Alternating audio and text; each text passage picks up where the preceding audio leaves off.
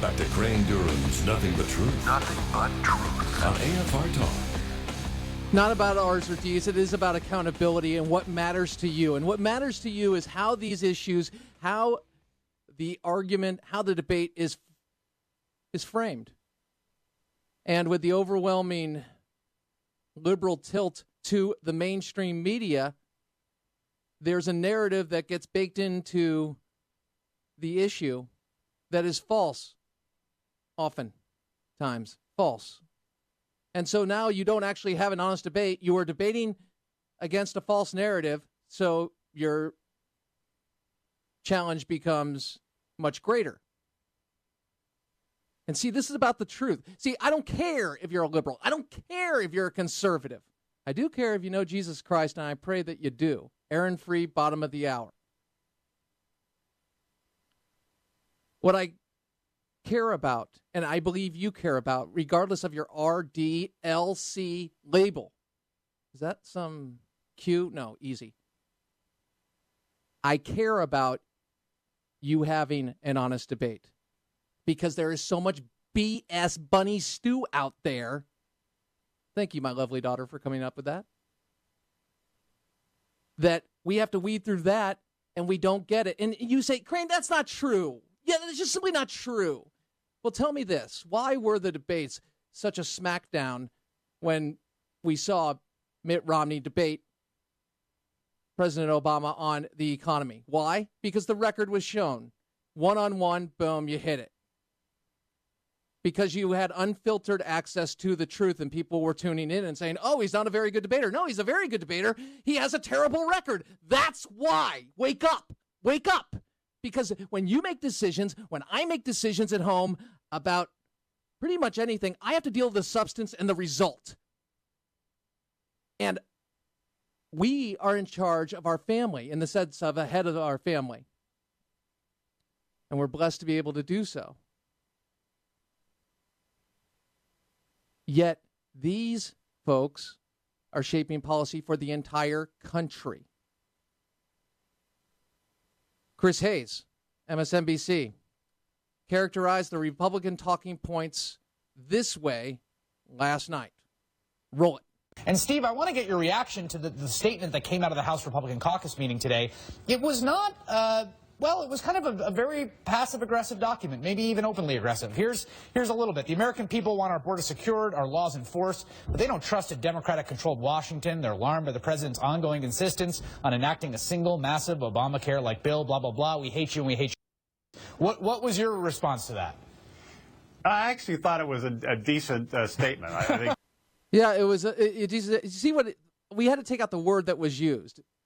But again, taking a Republican statement on opposition to abortion, opposition to the new immigration bill that was passed out of the Senate and demeaning it, but not focusing in on the content. And then we have the push from the mainstream media when it comes to the overall bill, going so far as to embrace evil, stupid, at least that's how they characterized him for years, George W. Bush. Roll it.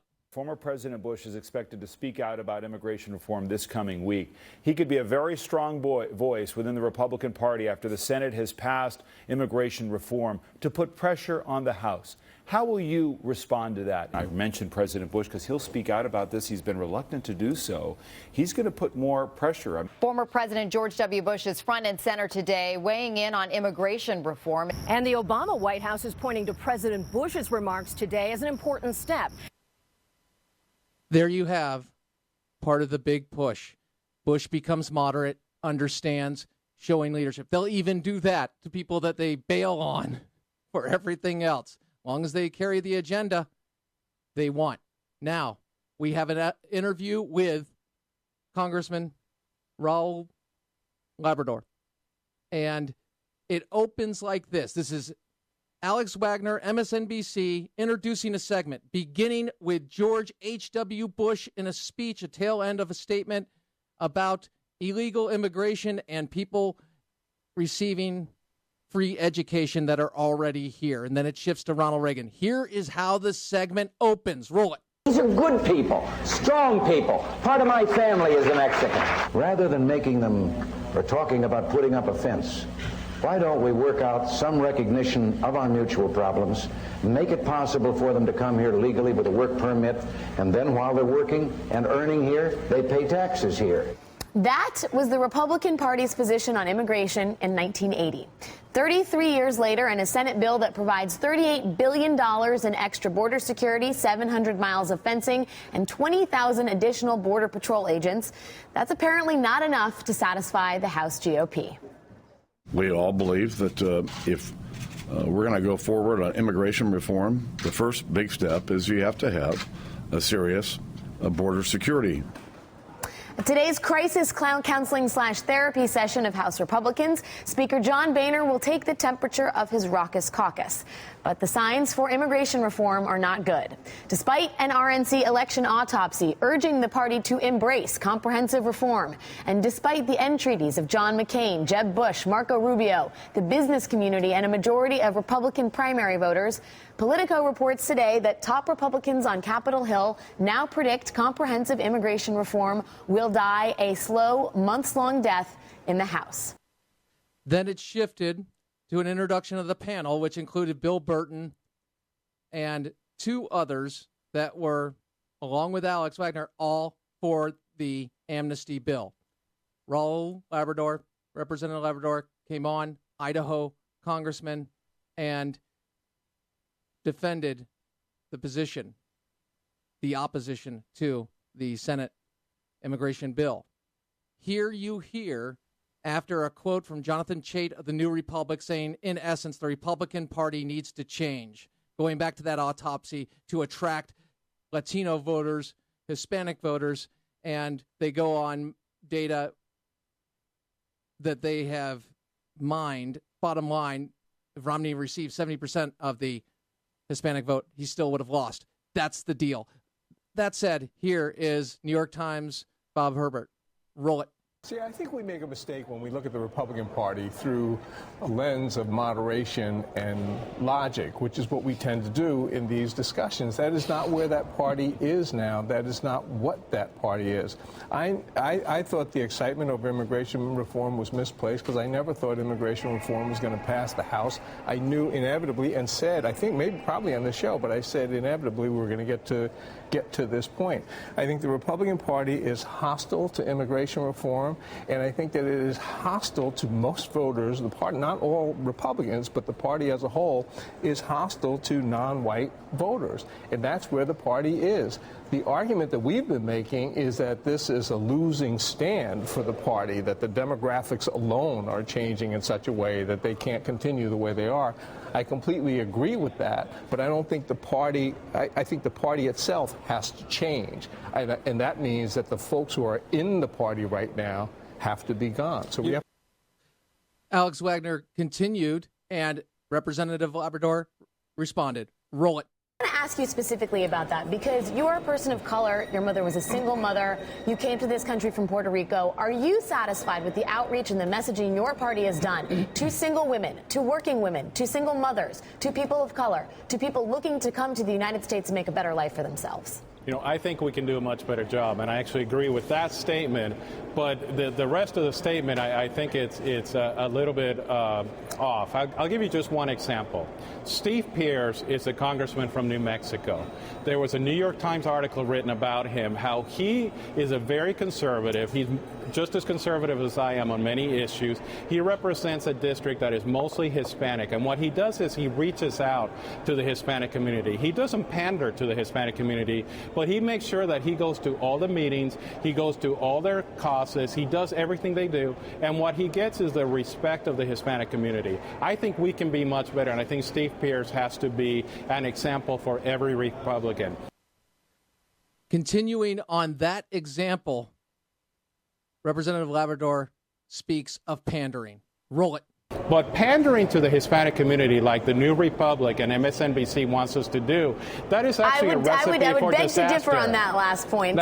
That's a recipe for disaster. Because what's going to happen is if you're pandering, it's going to be the side that panders the most that's going to get the result. We're never going to out-pander the Democratic Party. I don't think what we're suggesting is pandering. What we're suggesting is a set of policy goals that help people make a better life in this country. And that's what we want. Which you want to qualify or characterize as pandering, but that's not what we do here. But that's exactly what we want. That's exactly what you're doing, is you're saying that the only way the Republican Party can win is by accepting an immigration reform bill that is not fully completed. I don't think that's the right way to do it. We do the right policy and the politics will follow. But I do agree that we have to, as a party, go out to the communities and talk to them, explain to them why our policies are different than their policies. Ask them why they think that under the Obama administration there's more Hispanic people that are poor, there's more African Americans that are poor, there's more people losing their jobs, their businesses. Those are things that we can talk about. Given all that, it is a wonder that the president won the Hispanic community by the margins that he did. But I do want to ask you, Congressman, because it is a wonder. It is a wonder. If we go back to the record of how people are actually doing, Americans, Hispanic or otherwise, then we focus on that. But no, we want to make it about race, and we have to characterize it as it's a racist move to be against the immigration bill that was passed out of the Senate. We will still have a problem. Even the CBO recognizes it will at most cut it by a half of people coming in. We don't have guaranteed enforcement to 90%, which most, by the way, Hispanics support before other pieces of legislation move forward. We have the Director of Homeland Security basically being able to waive requirements when it comes to security. And we have a welfare state that will continue to grow because we look at the numbers of people coming in from that part of the world, and we see that overwhelmingly they are a part of the welfare state. 16 trillion plus. So it doesn't solve the problem. It continues. What about the political payoff? Well, Reagan actually got less votes, and Bush got less votes than Reagan after they passed the amnesty. But they characterize it as your opposition to it has to be based on race, and we want to help you. And the way that we help you is get you to abandon your principles. And we don't address the substance of the bill, which only exacerbates the problem and expands the voting base for those who are receiving benefits from the government. Not about your color, your ethnicity. It's about the truth. Be an American. Be an American. Don't hyphenate. And don't spend your life being a color. Thank you. Crane Durham's Nothing But Truth. Yeah, that was Michael Jackson. AFR Talk. Aaron Free next.